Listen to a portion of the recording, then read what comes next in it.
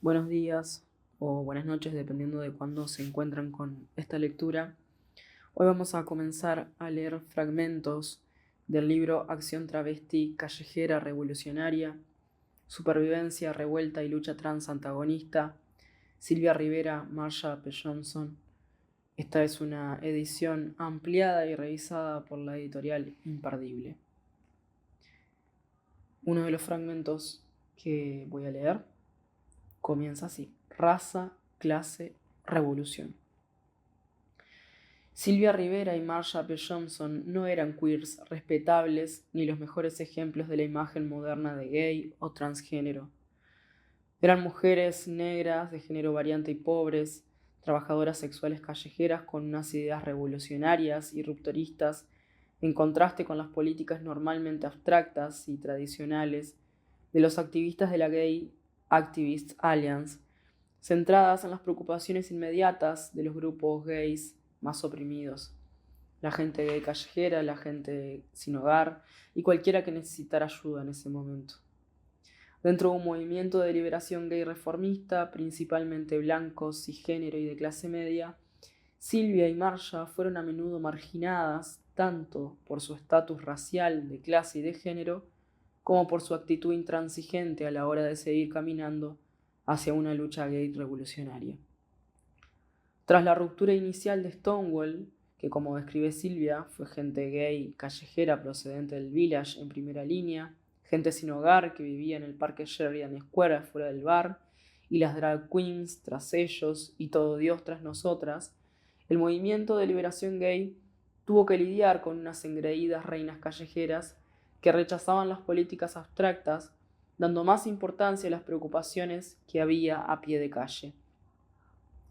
Aquellas que no tienen nada que perder son a menudo las que empujan con más fuerza cuando llega el momento. Esto fue así en los disturbios de Stonewall y continuó dentro del movimiento de liberación gay, por mucho que les pese a aquellos cuya idea de la liberación gay era la inclusión en la sociedad heterosexual o una revolución dirigida. Esas fuerzas de normatividad gay y de gestión de la revolución marginalizaron, borraron y silenciaron a quienes tenían cuerpos, historias y orientaciones morales que rechazaban los modelos dominantes. Los mitines del Gay Liberation Front y la Gay Activist Alliance se convirtieron en campos de batalla. Como Martin Duberman cuenta sobre Stonewall, si no había alguien mostrando rechazo por su piel oscura, la de Silvia, o burlándose de su apasionado e imperfecto inglés, entonces había otro desaprobando su rudo anarquismo por ser hostil al orden, o quejándose de su amaneramiento por ser una ofensa a la feminidad. La postura que defendían Silvia y Marsha era, por la naturaleza de sus propias identidades, resistir a los objetos del cada vez más asimilacionista movimiento gay. Las reinas callejeras revolucionarias fueron un impedimento para el objetivo de asimilización en el mundo capitalista blanco y heterosexual, dejando a la mayoría de los miembros de la Gay Alliance asustados por la gente de la calle. Esta marginalización continúa hasta hoy en la historia revisionista apoyada por los equivalentes modernos de los asimilacionistas de la Gay Alliance.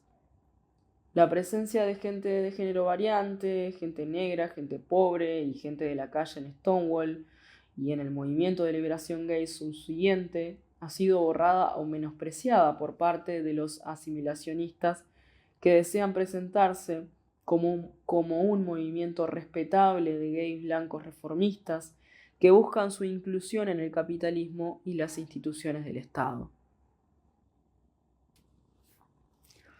Liberación transgénero. Esta historia selectiva también ha sido reconfigurada y reproducida por el creciente movimiento transgénero. Los activistas y políticos de este movimiento, buscando la misma inclusión de las personas transgénero en la sociedad capitalista blanca que los asimilacionistas de la Alianza Gay buscaban en los años 70, ha originado un sujeto transgénero generalizado en la narrativa de Stonewall y del movimiento de liberación gay. Como apuntó Jessie Gunn, La afirmación de que también hubo gente transgénero en Stonewall representa su propia omisión de las diferencias y jerarquías que existen dentro del término transgénero, y cuando celebran la visibilidad de Sylvia Rivera como transgénero, ocultaban su condición de mujer negra y pobre. Este borrado de las complejidades de las vidas de Marsha y Sylvia es un ejemplo del proyecto colonialista y supremacista blanco en curso, asumido por activistas transgénero que desean englobar todas las variaciones del binarismo de género occidental bajo el paraguas de transgénero, sin tener en cuenta los orígenes del término o el autoentendimiento de las personas de género variante. Esta simplificación de ideas complejas también permite que las personas transgénero blancas de clase media o alta, asimilacionistas o educadas institucionalmente, se apropien de las experiencias y luchas de la gente radical de género variante como parte de una gran narrativa de lo transgénero, separándose así de cualquier responsabilidad de comprometerse y atacar sistemas de opresión más allá de la vaga transfobia. Los movimientos transgéneros o genderqueer, fieles a sus orígenes dentro de la academia y el activismo, siguen dominados por, usando la categorización del movimiento de liberación gay que hizo Sylvia Rivera en la manifestación del Día de la Liberación de 1973, un club blanco y de clase media. Tradición feminista y asimilacionista.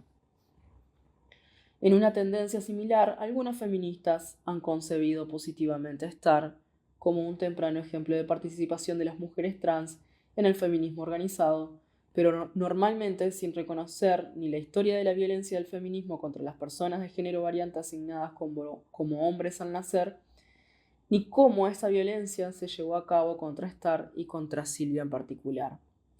Mientras que tanto Sylvia como Marsha recibieron eventualmente un trato respetuoso por parte de algunas lesbianas, la creciente ola del feminismo radical y el separatismo lesbiano cargaron violentamente contra Star, en concreto en la manifestación del Día de la Liberación en el Parque de Washington Square.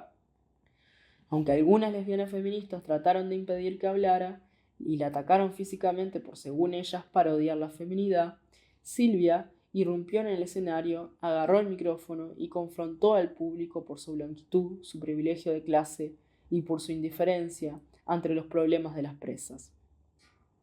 En palabras de Sylvia, tuve que pelear para subir al escenario y literalmente me golpearon, dieron puñetazos personas a las que consideraba compañeras para llegar hasta ese micrófono. Me hice con él y di mi discurso. La tradición, liderada por la feminista lesbiana John O'Leary, provocó que Sylvia abandonara el movimiento durante décadas e intentara suicidarse. Mientras que este incidente resultó ser el triste final de Star, ocurrió en un contexto de traición por parte del movimiento de liberación gay y de un odio creciente hacia las personas de género variante asignadas a hombres al nacer dentro de la teoría y el activismo feminista. Con la eliminación de las travestis del proyecto de ley antidiscriminación de Nueva York, por lo que Sylvia fue arrestada tras trepar las paredes del ayuntamiento vestida con un vestido y tacones altos e interrumpir un pleno municipal, agrediendo a una concejala del Greenwich Village con un pisapapeles, el movimiento de liberación gay viró hacia la asimilación y la reforma, comenzando a distanciarse de revolucionarias callejeras, queers negras y personas de género variante.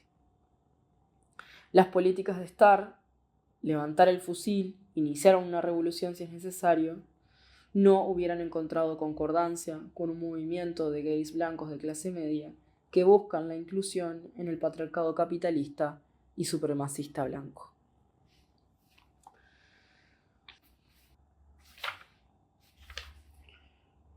Supervivencia callejera. No es de extrañar que Star entrara en conflicto con un movimiento gay enfocado hacia la integración en la sociedad capitalista.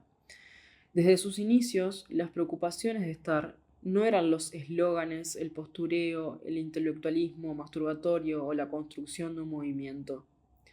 La supervivencia, tanto como un intento de satisfacer las necesidades vitales básicas, como una tendencia hacia la autodefensa y la lucha ofensiva contra la sociedad que las amenazaba, fue el centro de todas las actividades de Starr y es clave para entender sus posiciones en el conflicto dentro del movimiento de liberación gay. Antes de examinar los proyectos de Starr y sus pretensiones revolucionarias, me gustaría complicar la narrativa promovida hoy en día por aquellos a los que les gustaría ignorar la necesidad de la lucha en su vida diaria de Stonewall como el origen de la lucha queer contra la sociedad. Stonewall, como los anteriores disturbios de la cafetería Compton, solo fue posible por la existencia de zonas conflictivas persistentes, barrios urbanos donde la tolerancia social hacia la diferencia sexual era alta y la interferencia policial en la vida del vecindario era laxa o inexistente, y en los que los queers compartían el dinero de sus trapicheros, su comida, sus casas, su autodefensa y sus trucos. Starr, por lo tanto, debe verse como una manifestación particularmente visible de una red más amplia de organización tejida entre las reinas callejeras y la gente queer pobre. Sus verdaderos orígenes, pues, no tienen necesariamente una naturaleza política, sino que son fruto de un tipo informal de solidaridad y apoyo mutuo, a menudo conectados con la delincuencia y el odio a la policía. Starr, como organización, aparece entre la ocupación del Weinstein Hall de la Universidad de Nueva York en 1970. La universidad se había negado a permitir los bailes gays que organizaba en el campus un grupo gay estudiantil, así que militantes gays ocuparon el vestíbulo e hicieron una sentada. La llegada de los antidisturbios obligó a los militantes gays a disolver la propuesta. Starr, inicialmente llamado Street Travesties for Gay Power, travestis callejeras por el poder gay, nació de la frustración con el movimiento de liberación gay ante su rechazo a la autodefensa y a comprometerse a luchar contra la policía. Las preocupaciones vitales inmediatas, comida, vivienda, dinero, seguridad, fueron el centro de todos los proyectos de Starr. Sylvia y Marcia, quienes, en una práctica común entre las reinas callejeras y las trabajadoras sexuales queers, habían convertido secretamente las habitaciones de un hotel en unos espacios temporales de vida comunitaria, a veces para 50 personas o más, comenzaron a trabajar en unos espacios autoorganizados y proyectos que mantuvieron cubiertas sus necesidades y las de otras chavalas de la calle. Antes de la inauguración de la Casa Starr, Sylvia y Marcia disponían de un camión con remolque en un apartamento del Greenwich Village, en el que alojaron a 2 docenas de chicas de la calle. Esto duró poco, ya que Sylvia y Marcia volvieron un día a casa con comida para los chavales y descubrieron que su casa había desaparecido con 20 chavalas todavía durmiendo dentro. Entonces formaron la Casa Starr. Alimentábamos y vestíamos a la gente, manteníamos el edificio en funcionamiento, salíamos a prostituirnos en las calles, pagábamos el alquiler. No queríamos que los chavales estuvieran prostituyéndose en las calles, pero sí permitíamos que salieran y consiguieran comida de forma no muy legal. Siempre había comida en la casa y todo el mundo se divertía. Esta forma de vida acabó siendo temporal, ya que les desahuciaron por no pagar el alquiler. Sin embargo, antes de dejar la casa, destrozaron todas las reformas que habían hecho y robaron el frigorífico.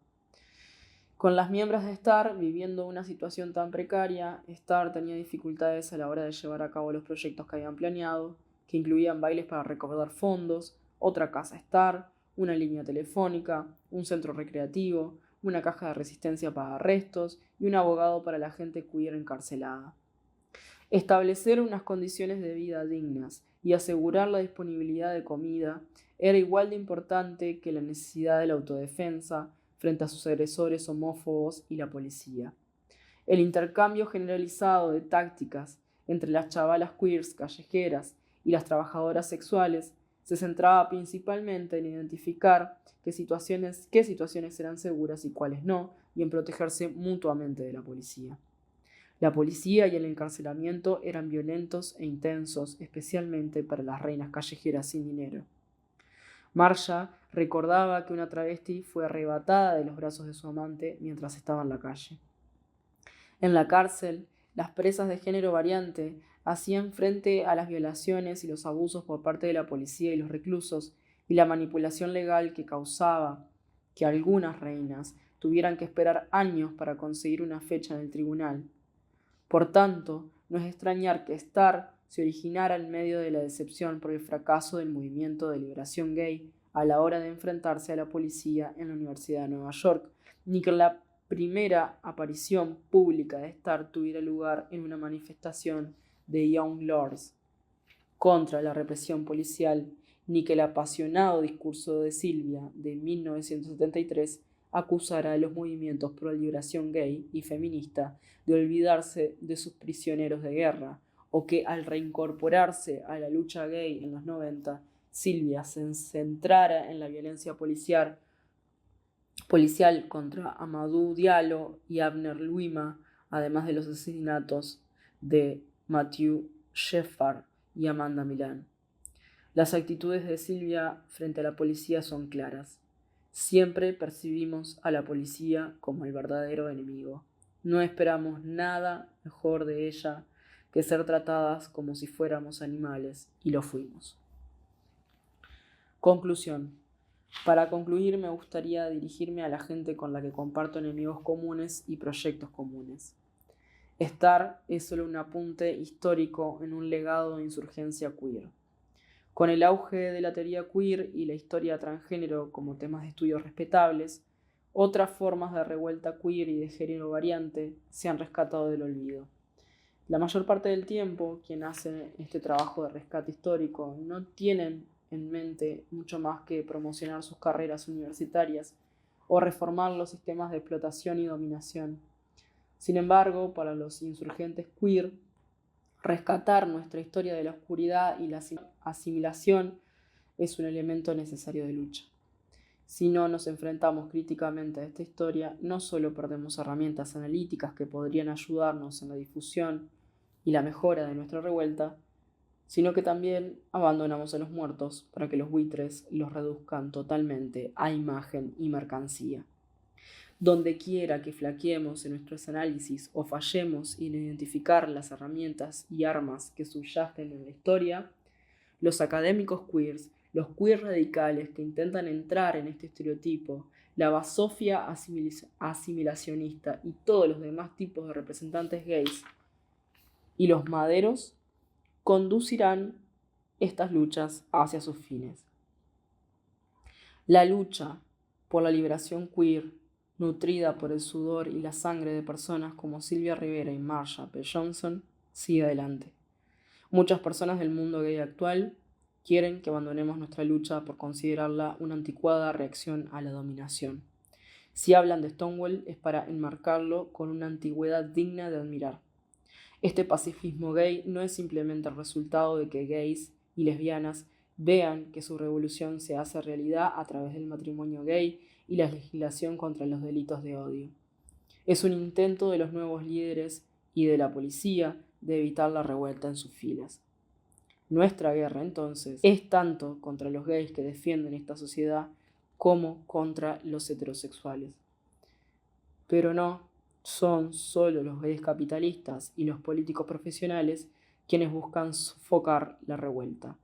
Una y otra vez hemos visto a devotos de lo queer radical celebrar en un momento dado los disturbios queer del pasado y a continuación llevar a cabo políticas identitarias para condenar los disturbios queer actuales.